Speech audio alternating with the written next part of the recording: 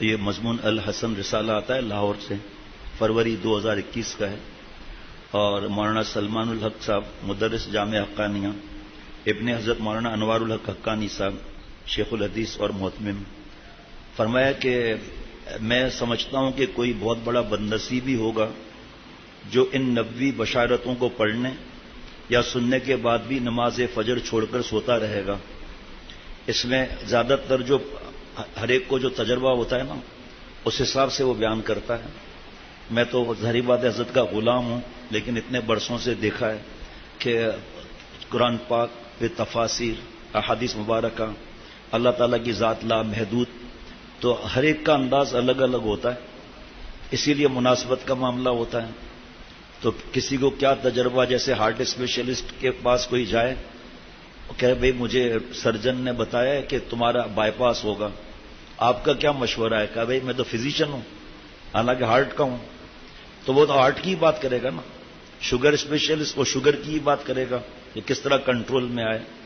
اسی طرح جس کے پاس جو زیادہ خط آتے ہیں اس حساب سے اللہ اس کو توفیق دیتے ہیں۔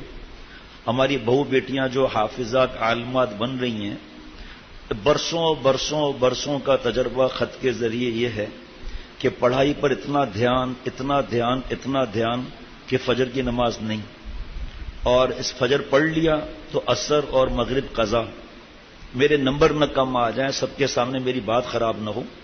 اللہ کے پاس جو نمبر کم آ رہے ہیں اس کی فکر نہیں ہے۔ امتحانات کے زمانے میں، چاہے وہ دین کا امتحان ہو چاہے دنیا کا امتحان ہو، امتحانات کے زمانے میں اتنی فکر ہوتی ہے کہ نمبر زیادہ ہیں۔ حضرت پیارے شیخ فرماتے تھے رحمۃ اللہ علیہ کہ اس دنیا کے امتحان کی اتنی فکر ہے اور دین کے امتحان کی اتنی فکر ہے، جہاں ہمیشہ جانا ہے وہاں کی کیا فکر ہے، وہاں کے کتنے نمبر آتا ہے۔ تو پہلی خوشخبری، بروز قیامت اسے مکمل نور حاصل ہوگا۔ پیارے رسول صلی اللہ علیہ وسلم فرماتے ہیں، تاریکیوں میں پیدل چل کر مسجد جانے والوں کو قیامت کے دن مکمل نور کی بشارت دے دو۔ دوسری خوشخبری، فجر کی سنت موقدہ دنیا و مافیہ سے افضل اور بہتر ہے، تو پھر فجر کی فرض نمازوں کی کیا فضیلت ہوگی؟ آپ صلی اللہ علیہ وسلم نے فرمایا فجر کی دونوں رکعتیں یعنی سنت دنیا و مافیہ سے بہتر ہے۔ تیسری خوشخبری، مسجد کی طرف زیادہ قدم چل کر آنے سے زیادہ نیکیوں کا حصول۔ پیارے رسول صلی اللہ علیہ وسلم فرماتے ہیں، جو بندہ اپنے گھر سے مسجد کے لیے نکلتا ہے تو اس کی ہر ایک قدم پر 10 نیکیاں لکھی جاتی ہیں، اور مسجد میں بیٹھ کر نماز پڑھ رہا ہوتا ہے تو یہاں تک کہ وہ اپنے گھر کو لوٹ جائے۔ مفتی محمد نعیم صاحب نے غالباً مغرب میں یا عصر میں، مجھے یاد نہیں، یہاں کھڑے ہو کر پھر دیکھا تو کچھ اور لوگ بھی، ایسا نہیں وہ کوئی بھی نماز تھی مجھے یاد نہیں ہے، تو وہ جو لال پٹی اس کے اس طرف بیٹھے تھے، تو فرمایا کہ مسجد میں آ جاؤ نا، وہاں باتیں کرنے سے فائدہ کیا ہے؟ اللہ کے گھر قریب پہنچ چکے تو قریب آ جاؤ نا، پہلی صف کی فکر کرو۔ تو یہ چیز کے لیے ہمیں بھی تو خود فکر رکھنی چاہیے نا، کہ فجر کی نماز نہیں پڑھی، تعلق بھی ہے شیخ سے، لیکن بتا بھی رہے ہیں لیکن عمل نہیں کر رہے، خط نہیں لکھ رہے، پوچھ نہیں رہے کیا کرنا ہے۔ بھائی 4 رکعت پڑھ لو، ابھی آج کل الحمدللہ 6 یا 7ویں دفعہ اللہ تعالیٰ کی توفیق سے حضرت کے صدقے دامت برکاتہم کے صدقے، حضرت شاہ عبد المتین صاحب دامت برکاتہم کے صدقے توجہ سے 7ویں یا 8ویں مرتبہ بیشتی زیور کا 7واں حصہ شروع کیا ہے۔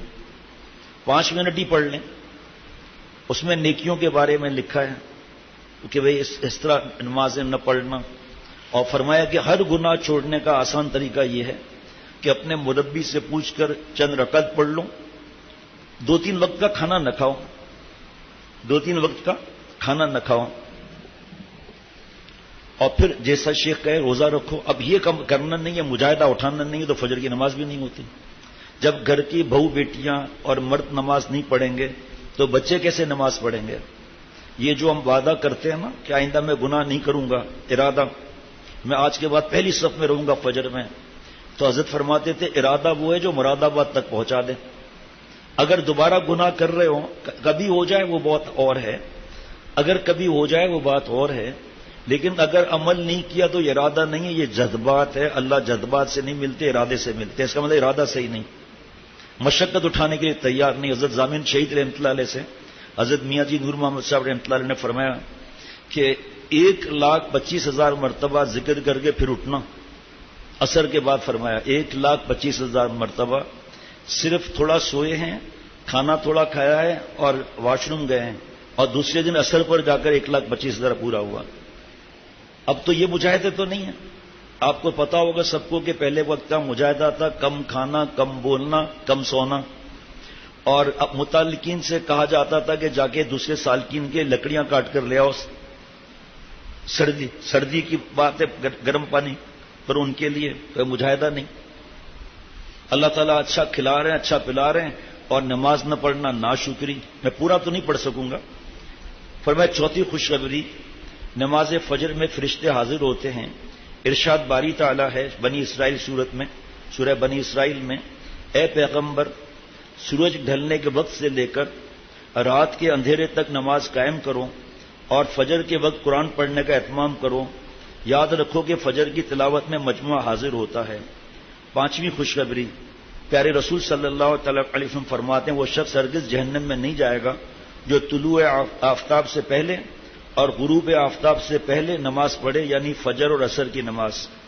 چھٹی خوشخبری, حضرت جریر بن عبداللہ رضی اللہ عنہ فرماتے ہیں کہ ہم نبی کریم صلی اللہ علیہ وسلم کی خدمت میں حاضر تھے. آپ صلی اللہ علیہ وسلم نے چاند کی طرف نظر اٹھائی جو 14ویں رات کا تھا. پھر فرمایا تم لوگ بے ٹوک اپنے رب کو اسی طرح دیکھو گے جیسے اس چاند کو دیکھ رہے ہو. اسے دیکھنے میں تم کو کسی قسم کی بھی مزاحمت نہ ہوگی. یا یہ فرمایا کہ تمہیں اس کے دیدار میں مطلق شبہ نہ ہوگا, اس لیے کہ اگر تم سے سورج کے طلوع اور غروب سے پہلے یعنی فجر اور نمازوں کے پڑھنے میں کوتاہی نہ ہو سکے تو ایسا ضرور کرو. اچھا چلو یہ تو اس میں تھوڑا ہی ہے. پیارے رسول صلی اللہ علیہ وسلم فرماتے ہیں جس نے عشاء کی نماز با جماعت ادا کی تو گیا اس نے آدھی رات قیام کیا. جس نے صبح کی نماز با جماعت ادا کی تو گویا اس نے پوری رات تہجد پڑھی. آٹھویں خوشخبری, پیارے رسول صلی اللہ علیہ وسلم فرماتے ہیں کہ جو شخص نماز فجر پڑھنے کے بعد اپنی جائے نماز پر بیٹھا رہے تو فرشتے اس کے لیے دعا کرتے ہیں, اور فرشتوں کی دعا یہ ہوتی ہے کہ اے اللہ اس بندے کی مغفرت فرما, اے اللہ اس بندے پر رحم فرما. حضرت شیخ الحدیث وہاں زکریا صاحب رحمۃ اللہ علیہ کا دیکھ لیں, آپ بھی تھی, ہمارے حضرت والا کے سوانے دیکھ لیں. آپ بچپن سے ہی نماز کی فکر, اور مسجد میں فجر کے بعد آدھے گھنٹے بیٹھے ہوئے ہیں, اور بھی جتنا زیادہ اشراق کے بعد بیٹھے ہوئے ہیں. اللہ مجھے بھی توفیق عطا فرمائے. جو شخص فجر کی نماز با جماعت ادا کرنے کے بعد طلوع آفتاب تک بیٹھ کر اللہ کا ذکر و اذکار کرتا رہے پھر 2 رکعت نماز ادا کرے تو اسے پورا حج اور عمرے کا ثواب حاصل ہوگا نفلی. اللہ نماز فجر آفات اور مصائب سے حفاظت کی ضامن ہے. پیارے رسول صلی اللہ علیہ وسلم فرماتے ہیں کہ جو صبح کی نماز ادا کر لے وہ اللہ کے حفظ و امان میں آ جاتا ہے. یہ دوبارہ پڑھتا ہوں کہ حضرت مولانا سلمان الحق صاحب فرماتے ہیں کہ میں سمجھتا ہوں کہ کوئی بہت بڑا بدنصیبی ہوگا جن نبوی بشارتوں کو پڑھنے یا سننے کے بعد بھی نماز فجر چھوڑ کر سوتا رہتا ہے. یہ نعمت میں مشغول ہے. نماز پڑھنے والا نعمت دینے والے کے ساتھ مشغول ہے.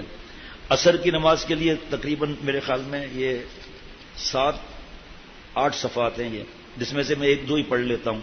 یہ کہاں ہے یہ میں آپ کو بتا دیتا ہوں.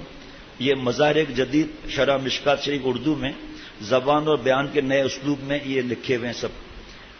حضرت ابن عمر رضی اللہ عنہما راوی ہیں کہ نبی کریم صلی اللہ علیہ وسلم نے فرمایا جس شخص کی عصر کی نماز قضا ہوئی تو گویا اس کا مال اور اس کے اہل و عیال سب لٹ گئے. بخاری شریف اور مسلم شریف. یہ مرض زیادہ خواتین میں ہے, یا جو ہم کیلولہ کرتے ہیں تو اس کے بعد پھر فجر کی نماز قضا کر لیتے ہیں, تو یہ مرض ہمارے مردوں میں تو ہے ہی کم, عورتوں میں زیادہ ہے. نمازی میں کم ہے یہ, کیونکہ ہر ایک کو کیلولے کا وقت تو نہیں ملتا. صاحب مزار فرماتے ہیں کہ مطلب یہ کہ یہ صفحہ نمبر 431 پر ہے, جلد نمبر 4 میں فرمایا کہ مطلب یہ کہ جس شخص کی عصر کی نماز قضا ہو جائے تو ایسا ہے جیسے کہ اس کا گھر بار اور مال اور اولاد سب فنا کے گھاٹ اتر جائیں یا ان میں کمی واقع ہو جائے. لہذا جس طرح کوئی شخص اپنے اہل و عیال کی تباہی اور بربادی اور مال و متاع کے نقصان سے ڈرتا رہتا ہے, جیسا کہ پہلے بھی بتایا جا چکا ہے یہاں بھی صرف عصر کی نماز ذکر کرنے کی وجہ یہ ہے کہ نماز وسطی ہے، اس کو چھوڑ دینا دوسرے نمازوں کے چھوڑنے کے مقابلے میں زیادہ گناہ ہے۔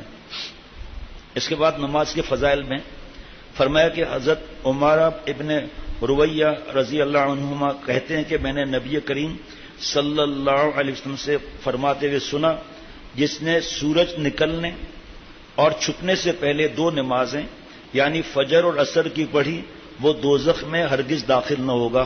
مسلم شریف کی روایت۔ مطلب یہ کہ جو شخص ان دونوں نمازوں کی پابندی سے پڑھتا رہے وہ دوزخ میں داخل نہیں ہوگا۔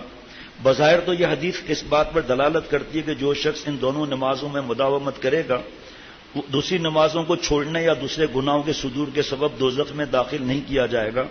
حالانکہ جمہور علماء کے نزدیک یہ بات ثابت ہے کہ نمازیں صغیرہ گناہوں کا کفارہ تو ہو جاتی ہیں، کبیرہ گناہوں کا نہیں۔ چنانچہ علامہ طیبی رحمۃ اللہ علیہ نے اس حدیث کی توجیہ یہ بیان کی ہے کیونکہ صبح کا وقت عام طور پر آرام کا ہوتا ہے، اسی طرح شام تجارت وغیرہ کی مشغولیت کا ہوتا ہے، لہذا جو شخص اس دونوں موقعوں کے باوجود ان دونوں نمازوں کی محافظت کرتا ہے وہ بزبان حال اس بات کا اظہار کرتا ہے کہ وہ دوسرے اعمال میں بھی کمی زیادتی کرنے والا نہیں۔